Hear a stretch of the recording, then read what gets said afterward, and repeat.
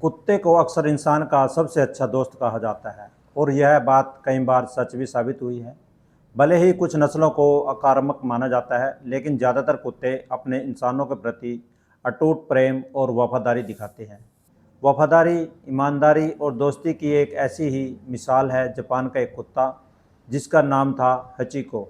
हचिको की कहानी न सिर्फ जापान में बल्कि पूरी दुनिया में आज भी लाखों लोगों को भावुक कर देती है। हचिको और हिदेसाबुरो की अटूट दोस्ती। यह कहानी 1920 के दशक की है। जापान के टोक्यो शहर में एक कृषि विज्ञान के प्रोफेसर रहते थे जिनका नाम था हिदेसाबुरो उएनो। एक दिन उन्हें एक अकिता नाम का पिल्ला मिला जिसका नाम उन्होंने हचिको रखा। हचिको जल्द ही हिदेसाबुरो के परिवार का एक अभिन्न हिस्सा बन गया। दोनों के बीच एक गहरा और अटूट रिश्ता बन गया।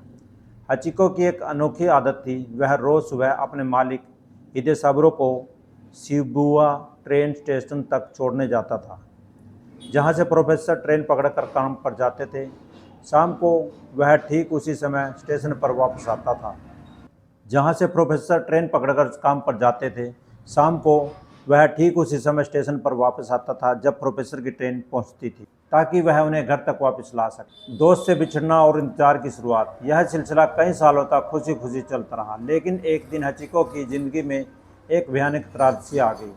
21 मई 1925 को प्रोफेसर हिदेसाबुरो उएनो का काम के दौरान सेरेब्रल हेमरेज हुआ और उसकी मृत्यु हो गई। वह कभी स्टेशन पर वापस नहीं लौटे। उस दिन शाम को हचिको स्टेशन पर अपने मालिक का इंतजार कर रहा था। ट्रेन आई, यात्री उतरे, लेकिन हिदेसाबुरो नहीं दिखे। उस दिन से अगले 9 साल, 9 महीने और 9 दिन तक हचिको रोज उसी स्टेशन पर आता और अपने प्यारे मालिक का इंतजार करता। हिदेसाबुरो की मृत्यु के बाद हचिको को उनके एक दूसरे परिवार ने गोद ले लिया, लेकिन हचिको ने कभी अपने मालिक का इंतजार करना नहीं छोड़ा। स्टेशन के कर्मचारी और नियमित यात्री उसे पहचान गए थे।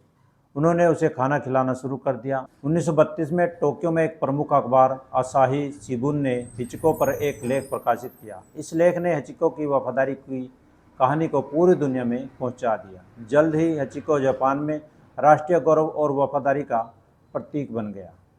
हचिको की मृत्यु 11 साल की उम्र में 8 मार्च 1935 को हुई। उसकी मौत से पूरे जापान में शोक की लहर दौड़ गई।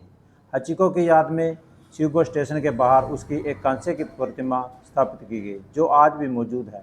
यह मूर्ति हचिको की कहानी एक ऐसे दोस्त की कहानी है जिसने अपने जीवन को हर दिन अपने मालिक के लिए समर्पित कर दिया।